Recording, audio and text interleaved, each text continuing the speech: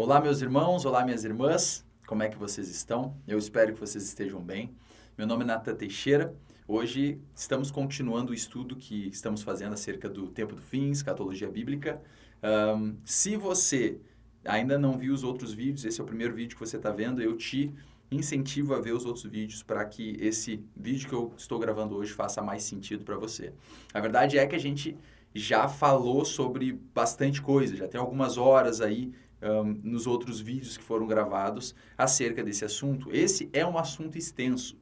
E com esses vídeos, basicamente, o que o Senhor colocou no meu coração para falar, né? Quando Ele colocou no meu coração para falar sobre esse assunto, o intuito pelo qual eu estou gravando esses vídeos não é para responder todas as perguntas que você possa ter acerca das profecias da vinda do Senhor Jesus, de escatologia bíblica, até porque eu não tenho todas as respostas. Eu mesmo tenho perguntas acerca de certas profecias e certos acontecimentos que a Bíblia prediz que vai acontecer, mas a verdade é que a Bíblia, ela tem profecias muito claras, muito evidentes acerca da vinda do Senhor Jesus. Então é importante para nós que a gente saiba o suficiente para não ser pego desapercebido, para que a gente possa ter um fundamento dessas profecias e então podermos estar alertas, despertos, como aqueles que andam na luz e não nas trevas, para que esse dia não nos pegue de surpresa o dia da vinda do Senhor. Então a gente falou sobre muitas coisas, a gente já falou sobre o tempo que a gente se encontra, a gente já falou sobre alguns sinais, os últimos 2 vídeos foram sobre sinais que Jesus disse que aconteceriam antes da vinda dele, assim como também uma profecia que a gente viu em Apocalipse acerca dos selos e os efeitos dos selos nesse tempo presente que a gente está vivendo, que eu acredito que fazem total ligação ao que Jesus fala sobre os sinais que aconteceriam antes da sua vinda. Hoje eu ia gravar um vídeo basicamente para falar sobre o reinado do anticristo, acerca das características desse reinado, o que a Bíblia diz que vai acontecer nesse reinado, o tempo, como ele é dividido, coisas que vão acontecer. Mas eu pensei primeiro em falar acerca do próprio anticristo. Antes de falar sobre o reinado do anticristo e suas características, vamos falar um pouco acerca do próprio anticristo. O que a Bíblia diz acerca dessa pessoa, desse indivíduo? Tem características, né, demonstradas e reveladas na Bíblia acerca desse personagem, desse homem que vai se levantar no futuro, estabelecendo esse último reinado? E a verdade é que sim, a Bíblia dá alguns detalhes acerca desse homem, e para isso hoje a gente vai estar basicamente cobrindo 2 profecias que também se encontram em Daniel, que é Daniel capítulo 8 e Daniel capítulo 11, tá? Da mesma maneira que o Daniel capítulo 2, que é a visão da estátua de Nabucodonosor, e Daniel capítulo 7, né, que é a visão que Deus deu a Daniel, são 2 visões, 2 visões proféticas que estão falando basicamente do mesmo assunto, estão trazendo a mesma mensagem, mas um complementa o outro com mais detalhes. Da mesma maneira, a visão que a gente vai estudar em Daniel capítulo 8 é a mesma visão que depois Daniel tem em Daniel capítulo 11, só que essas 2 visões elas se complementam, elas se completam quando a gente compara uma com a outra, porque estão falando dos mesmos acontecimentos, são profecias que estão falando sobre os mesmos acontecimentos que hão de acontecer. E para a gente falar sobre características desse homem, do anticristo, esses são 2 capítulos que nos dão algumas informações. Então vamos começar em Daniel capítulo 8, certo? Daniel 8, o carneiro, o bode e o pequeno chifre. Então vamos começar em Daniel 8, a partir do versículo 1, certo? Diz assim: No ano 3º do reinado do rei Belsazzar, apareceu-me uma visão a mim, Daniel, depois daquela que me apareceu no princípio. E vi na visão, e sucedeu que, quando vi, eu estava na cidadela de Suzã, na província de Elão. Vi, pois, na visão, que eu estava junto ao rio Ulai. E levantei os meus olhos e vi, e eis que um carneiro estava diante do rio, o qual tinha 2 chifres, e os 2 chifres eram altos, mas um era mais alto do que o outro, e o mais alto subiu por último. Então, olha que interessante, tá? A primeira coisa, Daniel aqui ele ainda está no reinado de Belsazzar. Belsazzar foi o filho de Nabucodonosor, o reinado da Babilônia, certo? Quando ele fala que ele teve essa visão, depois de ter tido aquela outra visão no princípio, ele está falando sobre a visão que ele teve de Daniel capítulo 7, Quando ele está tendo essa visão do lado desse rio lá, ele vê esse carneiro, certo? Esse carneiro com 2 chifres. E fala que os 2 chifres eram altos, mas um era mais alto do que o outro. Aqui está falando sobre o reino da Medo-Pérsia, certo? Você vai ver depois na própria interpretação da visão que o Senhor dá para Daniel. Mas o interessante é como as profecias, elas se complementam, e como quando você começa a comparar profecia com profecia, tu começa a ver certas características idênticas em profecias distintas. Então, esses 2 chifres que falam aqui, tá literalmente representando os 2 poderes, os 2 reis que se alinharam dos medos e dos persas para fazer esse reinado da Medo-Pérsia, certo? Quando a gente vê essa mesma figura em Daniel capítulo 7, é sobre a visão que Daniel tem acerca desse reinado. Desse mesmo reinado, é um urso levantado de um lado. É um urso descompensado, um lado dele é maior do que o outro, também simbolizando esse mesmo reinado que é estabelecido de 2 reinos unificados. Então essa visão desse carneiro com esses 2 chifres simboliza a Medo-Pérsia. Continuando. Vi que o carneiro dava amarradas para o ocidente, para o norte e para o sul, e nenhum dos animais lhe podia resistir. Nem havia quem pudesse livrar-se da sua mão. E ele fazia conforme a sua vontade e se engrandecia. E estando eu considerando, eis que um bode vinha do ocidente sobre toda a terra, mas sem tocar no chão. E aquele bode tinha um chifre notável entre os olhos. E dirigiu-se ao carneiro que tinha os 2 chifres, ao qual eu tinha visto em pé, diante do rio, e correu contra ele no ímpeto da sua força. E viu chegar perto do carneiro, enfurecido contra ele, e ferindo-o, quebrou-lhe os 2 chifres, pois não havia força no carneiro para lhe resistir. E o bode o lançou por terra e o pisou aos pés. Não houve quem pudesse livrar o carneiro da sua mão. E o bode se engrandeceu sobremaneira, mas estando na sua maior força, aquele grande chifre foi quebrado, e no seu lugar subiram outros 4 também notáveis para os 4 ventos do céu. Então olha isso, estava esse carneiro, né, que é a Medo-Pérsia, mostrando, né, não só a conquista que o reinado da Medo-Pérsia teria, certo? O poder dele, nenhum animal conseguia resistir ele nesse momento de tempo, até que veio este outro animal, que obviamente simboliza um outro reino. Esse bode que tinha um chifre notável entre os olhos, um chifre grande entre os olhos dele. E esse chifre, nós vamos ver depois na própria interpretação, está falando sobre o reinado da Grécia, certo? E esse chifre que estava entre os olhos do bode simbolizava Alexandre o Grande, certo? O imperador que, liderando Grécia, conquistou todos os outros reinados daquela região, certo? Foi através da liderança de Alexandre o Grande que ele, muito rapidamente, até por isso na visão fala que esse bode, ele veio, mas sem tocar no chão, quer dizer, muito rapidamente ele dominou toda aquela área geográfica em que o reinado da Medo-Pérsia antes dominava, certo? Mas fala que quando o bode se engrandeceu e se fortaleceu muito, ele estando na sua maior força, aquele chifre foi quebrado. Está falando da morte de Alexandre o Grande. Né? Historicamente, a história diz que Alexandre o Grande ele morreu com 32 anos de idade. Quer dizer, ele morreu muito cedo. Eu tenho 32 anos, então imagina. Pensar que ele, com a minha idade, ele tinha liderado uma nação e tinha basicamente estabelecido a maior, né, um dos maiores impérios da Terra, certo? Dominando o império antecessor que dominava a Medo-Pérsia.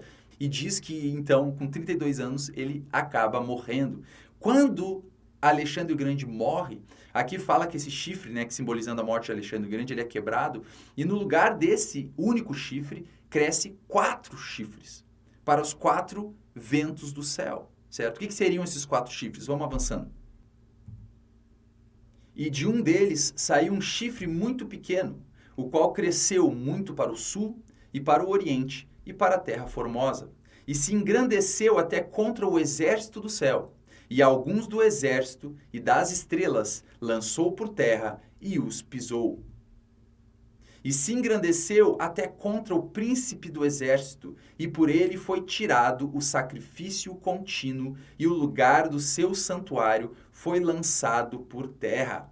E um exército foi dado contra o sacrifício contínuo por causa da transgressão, e lançou a verdade por terra, e o fez e prosperou. Agora, olha que interessante. Quando a gente, depois de ver esses 4 chifres que se levantam, depois que o chifre maior é quebrado, basicamente esses 4 chifres estão simbolizando as 4 nações que emergiram desta nação.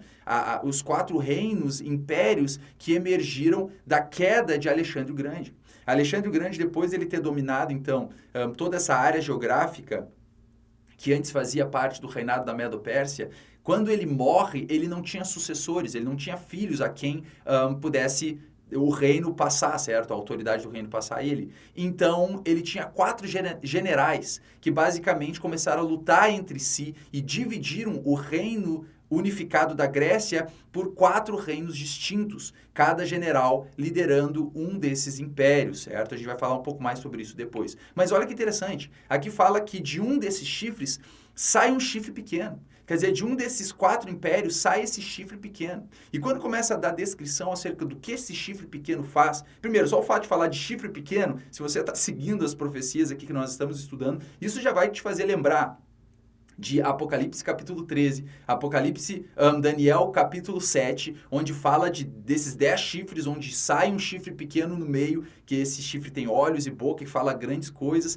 certo? A gente sabe já pelo que a gente estudou nas outras profecias que esse chifre está falando do anticristo. Então, quando fala sobre esse chifre pequeno saindo de um desses 4 chifres, já chama a nossa atenção. Mas não só isso, quando começa a falar acerca do que esse chifre faz, claramente a gente vê que tem relação ao anticristo. Esse chifre está falando do anticristo. Aqui fala que esse chifre, ele cresce em direção à Terra Formosa. Aqui fala que ele, voltando um pouco antes, ele fala que ele cresce para o sul e aqui fala que ele cresceu para o sul, para o oriente e para a Terra Formosa. Quando fala aqui que ele cresce para a Terra Formosa, está falando dele crescendo em direção a Jerusalém, direção a Israel. E não só isso, fala que por ele é tirado o sacrifício contínuo. Quando a gente vê esse interrompimento do sacrifício contínuo, isso nos lembra do quê? Aquela visão das 70 semanas, que falta cumprir a última semana. E nessa última semana, que é o reinado do anticristo, esse príncipe que há de vir o anticristo, ele vai na metade da semana cessar o sacrifício contínuo. De novo, são características e ações que a Bíblia utiliza vez após vez para falar acerca desse, o homem do pecado, filho da perdição, esse que é o anticristo. Então, quando a gente vê esse chifre pequeno saindo desse outro chifre, de um desses outros 4 chifres que subiram da nação da Grécia, a gente, pela descrição do que ele fala, claramente está mostrando ações que está profetizado que o anticristo irá cumprir. E essa é uma das mais claras. Fala que ele vai tirar o sacrifício contínuo, certo? Vamos continuar.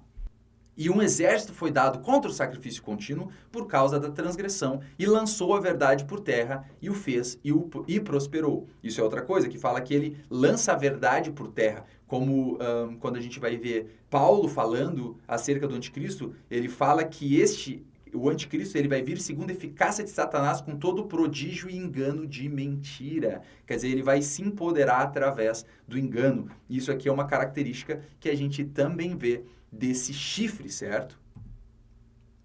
Depois ouvi um santo que falava, e disse outro santo àquele que falava: até quando durará a visão do sacrifício contínuo e da transgressão assoladora, para que sejam entregues o santuário e o exército, a fim de serem pisados? E ele me disse: até 2.300 tardes e manhãs, e o santuário será purificado, certo? Falaremos depois dessas 2.300 tardes e manhãs mais para frente, vamos avançando. Interpretação. Agora a gente vai dar um pulo até o versículo 19, que é quando Daniel começa a receber a interpretação acerca dessa visão que ele teve. E diz assim: e disse: eis que te farei saber o que há de acontecer no último tempo da ira, pois isto pertence ao tempo determinado do fim. Isso é um ponto muito interessante, tá? Claramente aqui a profecia, o anjo está falando, isso aqui que eu estou te mostrando é para acontecer no último tempo da ira. E é importante que a gente preste atenção nisso, porque depois vai ter uma questão que a gente vai ter um problema de interpretação que confunde muitas pessoas acerca dessas profecias que nós estamos vendo. E isso aqui vai nos ajudar a saber do que essa profecia está se referindo, essas profecias que nós estamos estudando agora. Aqui, claramente, ele está dizendo, o anjo está dizendo para Daniel que essa profecia, ela é para o último tempo da ira. Aqui não está nem falando sobre a ira do Senhor, o dia da ira do Senhor, quando Jesus Cristo vai voltar e ele vai derramar sua ira sobre os homens ímpios na terra. Aqui está falando do tempo da ira sobre o povo de Israel. Certo? Sobre o povo de Israel, o que a Bíblia chama das dores de Jacó, certo? O tempo em que Israel, em que Jerusalém vai ser pisado pelos gentios, pelos povos, certo? O grande dia que a ira das nações vão se levantar contra Jerusalém e contra Israel. E isso por causa da recompensa que Deus vai dar a Israel, a Jerusalém. Certo? Isso é uma coisa que às vezes as pessoas elas não sabem, mas a própria opressão que os judeus vão receber nesse último tempo vai ser em resposta a eles terem se rebelado contra o Senhor e se rebelado contra a aliança que Deus fez com eles, certo? Tem várias profecias que apontam isso, tá? E daí ele fala não só isso, ele fala que essa profecia ela pertence ao tempo determinado do fim. Então isso claramente mostra que está falando de algo que vai acontecer lá no fim. É o último tempo da ira, não é uma ira passageira e depois virar outra. Não, está falando do último tempo da ira. Está falando daquela última grande tribulação que nunca houve sobre a terra e nunca vai haver, que Jesus menciona em Mateus 24, avançando. Então a interpretação é o seguinte: aquele carneiro que viste com 2 chifres são os reis da Média e da Pérsia, conforme a gente já falou. Mas o bode peludo é o rei da Grécia, e o grande chifre que tinha entre os olhos é o primeiro rei. Então, como a gente já falou, o bode simboliza a Grécia, o reinado da Grécia, e o chifre que estava entre os olhos, aquele grande chifre, simboliza o primeiro rei, quer dizer, o rei que dominou, que venceu o império da Medo-Pérsia, que foi Alexandre o Grande. O ter sido quebrado, levantando-se 4 em lugar dele, significa que 4 reinos se levantarão da mesma nação, mas não com a força dele. Mas no fim do seu reinado, quando acabarem os prevaricadores, se levantará um rei, feroz de semblante, e será entendido em adivinhações. Então, olha isso aqui, tá? Então, aqui, basicamente, a interpretação é aquilo que a gente já falou. O carneiro com 2 chifres, a Medo-Pérsia. O bode com um chifre só, o reinado da Grécia sendo liderado por Alexandre o Grande, tá? Quando Alexandre o Grande vence, o bode vence o carneiro, a vitória da Grécia sobre o império da Medo-Pérsia, e daí quando aquele chifre ele é quebrado, está falando da morte de Alexandre o Grande. E fala que 4 chifres saem do local daquele primeiro chifre que foi quebrado, falando de 4 nações que vão se levantar dessa nação, certo? 4 reinos que vão se levantar deste reino, e a gente vai falar mais sobre isso mais para frente. E agora ele começa a dar detalhes acerca daquele chifre. Ele fala, no fim do seu reinado, quando acabarem os prevaricadores, se levantará um rei. Esse rei é aquele chifre que sai de um dos 4 chifres. Estou falando de um rei que se levanta de um desses 4 reinados, certo? Então, aqui está falando do anticristo, está falando daquele pequeno chifre que saiu. Agora, olha o que ele fala. Fala que ele é feroz de semblante e que ele será entendido em adivinhações. Quando fala aqui de adivinhações, a palavra adivinhações literalmente significa enigmas, como se fosse parábolas. Então, vai ser um cara que vai ser entendido em coisas obscuras, em coisas enigmáticas, certo? Tem pessoas que dizem que isso aqui está falando sobre o lado espiritual do anticristo, que ele vai, basicamente, ele vai ter esse lado, não posso nem falar espiritual no lado negativo, certo? Isso faz muito sentido, porque quando a gente vai ver outras profecias acerca do anticristo, fala sobre, por exemplo, em Apocalipse, fala que é o dragão, o diabo, a antiga serpente, que dá o poder à besta, certo? E que as pessoas que adoram a besta adoram o dragão, que deu o seu poderio à besta para ele, então, estabelecer esse reinado que ele vai estar liderando. Então, faz sentido isso. Estamos falando de alguém que está envolvido no oculto, envolvido no ocultismo, envolvido com poderes espirituais demoníacos. Avançando. E se fortalecerá o seu poder, mas não pela sua própria força. De novo, está falando ele vai ter um poderio, Só que esse poder não vai vir dele mesmo, não vai emanar da pessoa do anticristo. Tem um poder por trás dele. Isso faz todo sentido, a gente já viu isso na primeira sequência de vídeos, segundo a eficácia de Satanás, quando a gente leu a profecia que tem em Ezequiel, que fala sobre Lúcifer, que estava por trás do rei de Tiro, certo? Do príncipe de Tiro, daquele que governava Tiro. Existia um poder espiritual, que era o poder do próprio Lúcifer, ele que estava por trás. E naquela profecia em Ezequiel, fala que esse rei, esse governante de Tiro, ele era mais sábio que Daniel, ele tinha grande sabedoria. E ele mesmo se achava um deus. Isso por causa do poder que influenciava ele, esse espírito que influenciava ele, que era o próprio Satanás. Aqui a gente vai ver a mesma coisa. O poder que vai estar por trás desse homem, do anticristo, vai ser o próprio Lúcifer, o próprio diabo, certo? Vai ser tipo uma imitação, é uma imitação barata do que Deus fez com seu Filho. Jesus é Deus encarnado na terra, a manifestação de um homem que é a própria representação de Deus na terra, certo? Da mesma maneira, o anticristo vai ser a representação de Satanás na terra, o filho do pecado, o filho da perdição, o homem do pecado, certo? Então aqui fala que ele vai se fortalecer, ele vai fortalecer o seu poder, mas não pela sua própria força. Avançando. E destruirá maravilhosamente, e prosperará, e fará o que lhe aprouver, e destruirá os poderosos e o povo santo. Então fala que no momento do reinado dele, a capacitação que o diabo vai dar para ele, vai fazer com que ele possa destruir maravilhosamente. Certo? Ele vai prosperar, ele vai fazer o que ele quiser. E isso é outra característica que a gente vê em Apocalipse. Fala que quando começar esse último reinado, fala que todas as nações da terra vão se maravilhar perante a besta e vão dizer quem é que pode batalhar contra ela, quem é que pode vencer esse grande reinado, certo? Por quê? Porque terá um poder por trás do próprio diabo, certo? Dando a ele sabedoria, estratégia e poderio para estabelecer esse último reino.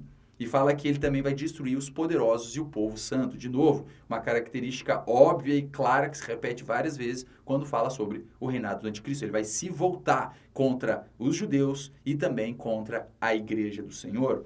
Avançando. E pelo seu entendimento também fará prosperar o engano na sua mão. E no seu coração se engrandecerá e destruirá a muitos que vivem em segurança. E se levantará contra o príncipe dos príncipes, mas sem mão será quebrado. Então, olha que interessante. Ele fala, pelo seu entendimento, ele fará prosperar o engano. De novo, é o que claramente Paulo fala em 2 Tessalonicenses capítulo 2. Fala, que virá segundo a eficácia de Satanás, né? E que ele vai vir segundo todo o poder e prodígio de mentira. Certo? Ele vai vir com engano, ele vai vir com astúcia, ele vai vir com mentira, ele vai estabelecer o poder dele através da mentira e do engano, certo? Não faz todo sentido porque quem vai estar por trás dele é o diabo, o pai da mentira, certo? E aqui fala que ele vai se engrandecer. Claro que ele vai se engrandecer, ele vai se colocar como sendo o próprio Deus, certo? É o que, de novo, Paulo fala também.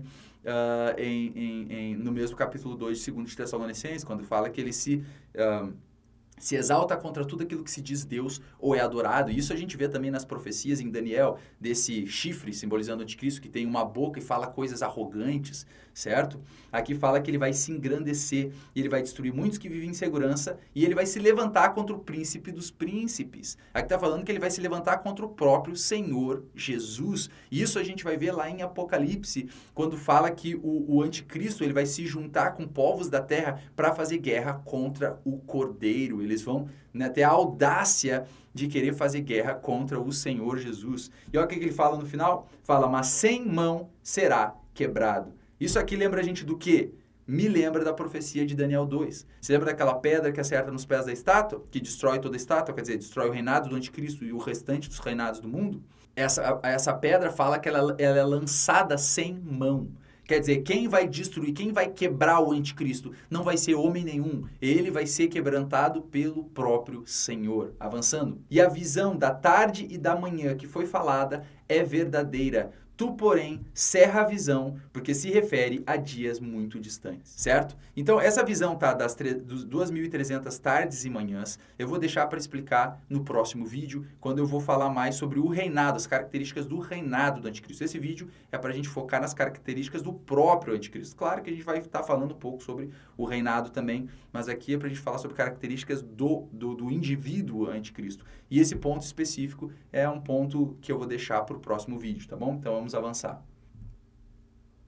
Agora, olha que interessante. Impérios diádocos. Agora nós vamos falar um pouco acerca desses 4 impérios que surgiram desse único império da Grécia, o qual era liderado por Alexandre o Grande. Como a gente falou, quando esse chifre grande notável no bode era Alexandre o Grande, quando quebra o chifre, 4 sobem no seu lugar, simbolizando 4 impérios, 4 nações que vêm dessa única nação. Então, quer dizer, o Império da Grécia, depois dele ter dominado, né, depois de Alexandre o Grande ter dominado toda aquela área geográfica que ele dominou, quando ele morre, ele não deixou descendência.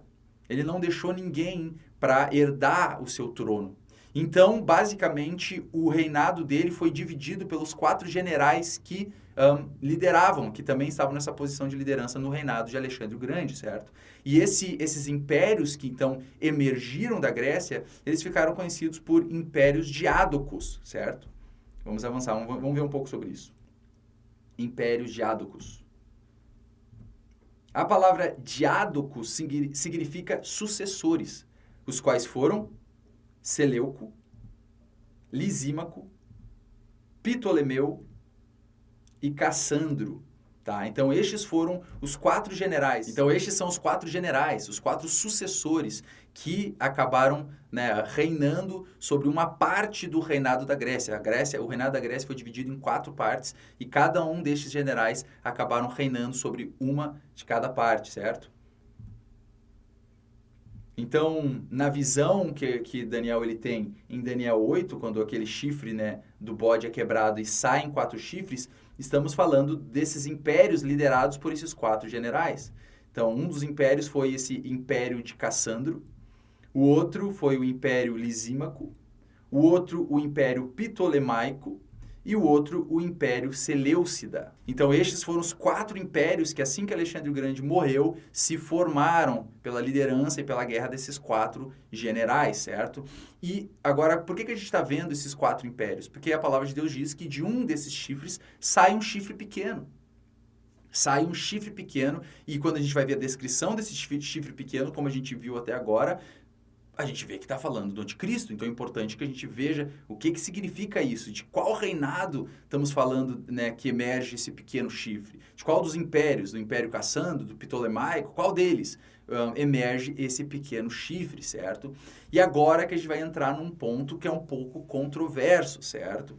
Porque existe um personagem histórico que ele cumpriu de maneira muito interessante, ele cumpriu coisas que são profetizadas nessa profecia que a gente acabou de ver, em Daniel 8, certo? A gente está falando de um rei ou de um imperador que ele reinou no Império Seleucida, certo?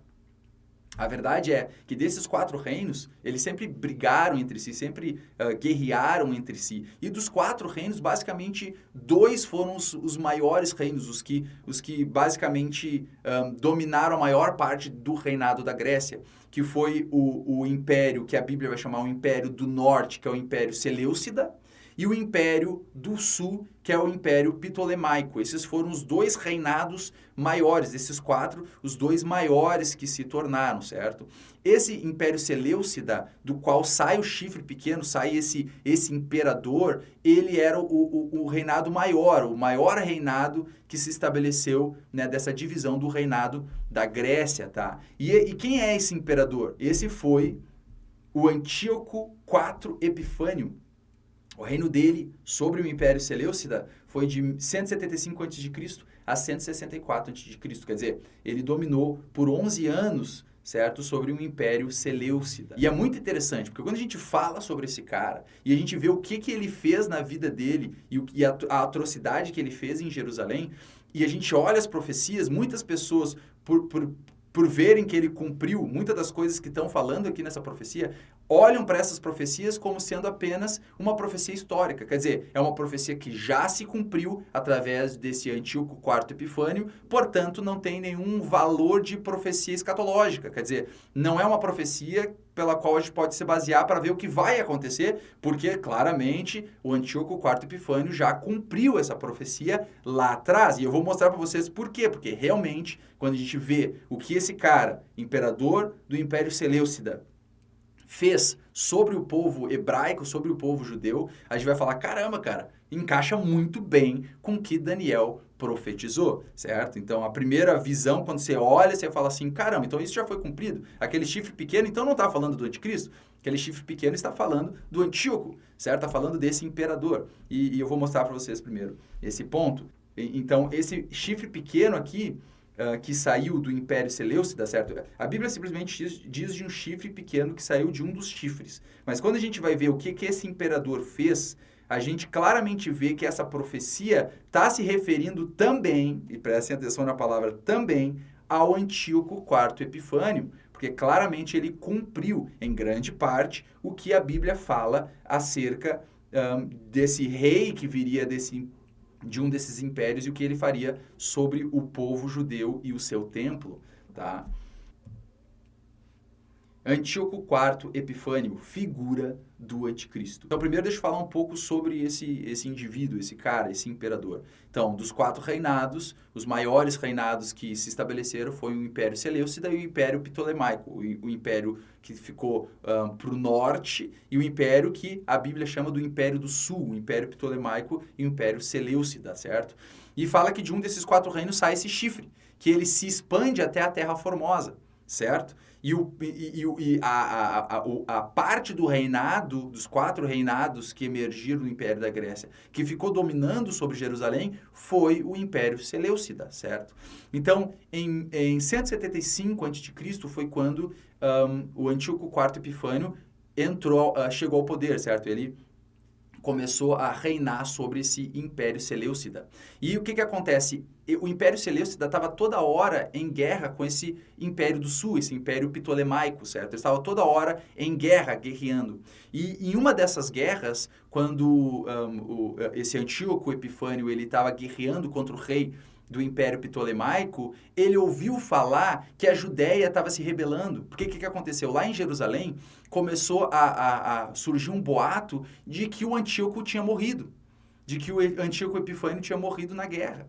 Então, quando os judeus, esse boato se espalhou sobre Jerusalém, o sumo sacerdote juntou uns homens e começaram a se rebelar contra o domínio do Império Seleucida sobre Jerusalém. E eles guerrearam e mataram os soldados e basicamente começaram a se rebelar contra o domínio do Império Seleucida sobre eles. Quando o Antíoco ficou sabendo disso, ele ficou irado e ele veio com seus exércitos sobre Jerusalém. E ele basicamente estabelece uma chacina em Jerusalém. Ele matou muita gente e não só fez isso, ele voltou decidido a exterminar com a religião judaica, exterminar com a fé hebraica, certo? Ele basicamente queria, de uma vez por todas, extirpar com toda a fé hebraica, certo? A gente encontra relatos sobre esse momento, sobre o que esse homem fez no livro de Macabeus. É um livro apócrifo, que tem a primeira parte e a segunda parte do livro de Macabeus, que basicamente o nome Macabeus justamente fala sobre esse grupo de pessoas que depois se uniram e se rebelaram contra o Antíoco Epifânio e eles, por causa do que ele fez, se levantaram e guerrearam contra ele até conseguirem se livrar do domínio desse Império Seleucida. Mas eu separei aqui uma passagem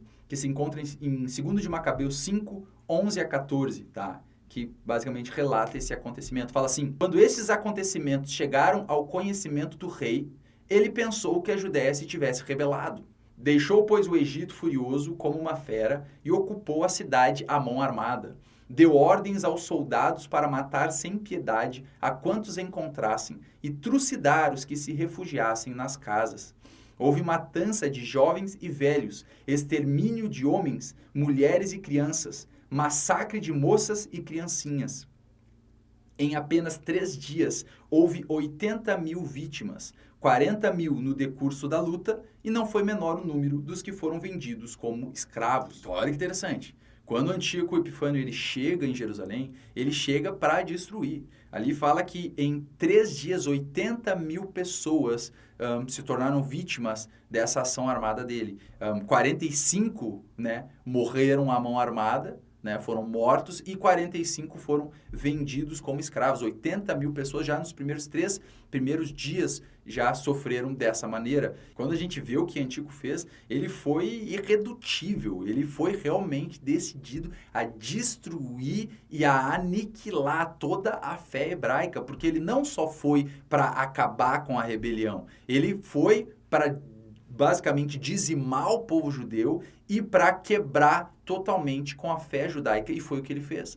Em 167, isso aconteceu em 167 a.C., em 167 a.C., ele proibiu a fé judaica, a fé hebraica. Na verdade, ele proibiu as pessoas de lerem a Torá, ele proibiu os judeus de circuncidarem seus filhos homens ao 8º dia, ele proibiu o sacrifício, cessou o sacrifício no templo, certo? Ele basicamente proibiu tudo aquilo que era mandamento da lei do Senhor para o povo judeu, ele proibiu e não deixava que eles praticassem. E não só isso, começou a obrigar o povo judeu, o povo hebreu, a sacrificar a outros ídolos, certo? E isso a gente encontra uma outra citação acerca desse tempo e do que Antíoco fez, numa citação desse homem chamado Teodoreto de Ciro. Ele era basicamente um teólogo da igreja primitiva cristã, e ele fala assim: quando a revolta se agravou, Antíoco veio e matou os mais devotos entre o povo, e teve a audácia de entrar nos recintos do templo. Após entrar, saqueou todo o templo, apropriando-se dos tesouros, todas as ofertas, as taças, vasos e utensílios, a mesa de ouro, o incensário de ouro, as lamparinas feitas de ouro e todos os instrumentos de adoração divina. Em demais disto, construiu um altar a Zeus, encheu a cidade com ídolos e obrigou todos ali sacrificar, enquanto ele mesmo sacrificou um porco no altar sagrado e o nomeou a Zeus de Olímpico. Então, olha isso, olha o que ele fez. Ele estava determinado a aniquilar a fé judaica. Ele entrou, não só matou as pessoas, não só suprimiu essa rebelião que estava acontecendo lá e basicamente castigando o povo com atrocidades que ele cometeu, mas ele entrou no templo. Ele entrou no templo, quer dizer, profanando o templo, cessou o sacrifício contínuo e ele mesmo sacrificou um porco no altar de Deus. Só que ele sacrificou um porco a Zeus. Quer dizer, ele consagrou aquele altar a Zeus. Quer dizer, cara, para um judeu que, segundo a lei, ele não podia tocar num porco, ele não podia tocar numa carne de porco, era considerado um animal impuro. Ser sacrificado um porco no altar de Deus dentro do templo, quer dizer, Antíoco ele tentou fazer a coisa mais abominável que podia ser feita para que ele, defraudasse o templo de tal maneira que fizesse os judeus desistir de oferecer qualquer sacrifício ao Senhor lá naquele tempo. Quer dizer, ele queria de alguma maneira aniquilar com a fé dos judeus, certo? E se tu for ler na história, cara, ele fez coisas horríveis contra os judeus, contra aqueles que não queriam se submeter às ordens deles, aqueles que não queriam sacrificar outros deuses, porque ele não só fez isso, como começou a obrigar todos os judeus a sacrificarem a outros deuses, certo? E todos que não se submetiam, ele cometia atrocidades e coisas que nem convém falar aqui, mas coisas realmente muito gráficas ele cometeu contra o povo judeu.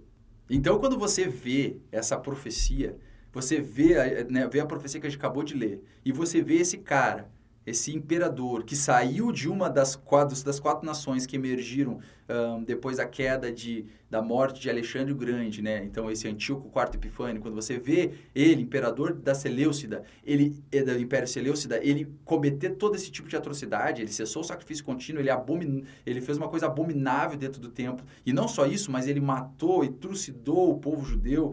Você pensa, caramba, cara, aí foi o cumprimento.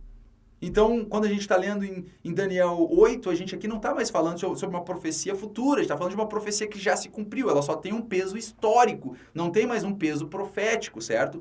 E essa é uma das interpretações que as pessoas têm. Tem pessoas que ao lerem essa profecia dizem, essa profecia já se cumpriu com Antíoco Epifânio. Outros vão dizer, não, essa profecia não está falando de Antíoco Epifânio, está falando do anticristo, certo? E tem outras pessoas que veem as duas coisas ao mesmo tempo. E essa é a visão que para mim faz mais sentido. Quer dizer, nós estamos falando aqui de uma profecia que foi cumprida uma vez, certo? Por esse homem chamado Antíoco Epifânio, e que vai se cumprir na vinda do anticristo, certo? E tu pode perguntar, Natan, mas calma aí. Existe isso? Existe profecia com duplo cumprimento? Existe, é algo que a gente encontra nas profecias bíblicas e eu quero mostrar uns exemplos mais para frente. Mas basicamente, quando a gente vai ver lá em João ele fala uma coisa muito interessante. Ele fala, irmãos, assim como vocês ouviram que vem um anticristo, muitos se têm feito anticristos. Ele está falando, olha, vocês sabem que vai vir esse homem, esse indivíduo que vai ser o anticristo, que vai cumprir as profecias acerca, né, do que falta acontecer antes da vinda do Senhor. Mas, da mesma maneira que vocês estão ouvindo que vai vir o anticristo, muitos outros se têm feito os anticristos. A gente tem, na nossa história moderna, a gente tem o Hitler, né, e o que ele cometeu contra o povo judeu. Então, isso não é algo difícil da gente encontrar na história. Mas nesse caso aqui, a gente vê algo que, cara, parece que tá falando apenas desse Antíoco Epifânio. Mas, de novo, assim como João falou, muitos se fizeram anticristos. E a verdade é que esse Antíoco IV Epifânio, ele foi uma sombra, ele foi um tipo do anticristo. Ele veio e manifestou uma imagem, uma mera imagem do que vai ser o anticristo. E para a gente poder realmente entender isso, porque assim, a gente não quer... Quando a gente lê as profecias bíblicas, a gente não quer estabelecer o nosso próprio entendimento e dizer a Bíblia, né, essa profecia está dizendo isso. A gente precisa ver o que a própria Bíblia diz. Então, uma das coisas que a gente já viu nessa profecia de Daniel 8, quando o próprio anjo vai dar interpretação para Daniel, ele fala, olha, essa profecia se refere ao último tempo da ira. Se essa profecia se refere ao último tempo da ira e Epifânio já cumpriu ela, então o restante das outras profecias já deveriam ter se cumprido e a gente já deveria estar no reinado de Jesus Cristo, certo? Se né, Epifânio IV ele cumpriu a profecia, não faz sentido o que o anjo falou para Daniel quando ele falou que, olha, essa profecia ela se refere ao último tempo da ira. Se ele falasse se refere a um tempo de ira, mas não, se refere ao último tempo da ira. E não só isso, as características do que ele fala desse pequeno chifre tem total relação e são todas características que ele estabelece em outras profecias que claramente a gente sabe que está falando do anticristo. Agora, para a gente entender e ver que realmente essas profecias não só podem estar falando de Antíoco Epifânio, mas que também estão falando sobre a vinda do anticristo, esse homem que vai se manifestar ainda, para a gente poder ver que realmente é isso que a Bíblia nos está mostrando, a gente tem que dar uma olhada em Daniel capítulo 11, como eu falei no começo desse vídeo, assim como Daniel 7 é uma complementação da visão de Daniel 2, onde a gente tem basicamente a mesma visão, só que agora com mais detalhes e com Deus complementando coisas naquela informação, naquela visão que foi dada para Nabucodonosor, da mesma maneira também aqui em Daniel 8. Então, para a gente poder entender com mais clareza o que o Senhor está querendo nos mostrar com Daniel capítulo 8, a gente precisa estudar a visão que Daniel tem em Daniel capítulo 11, porque ela complementa a visão de Daniel 8, certo? Então, vamos continuar.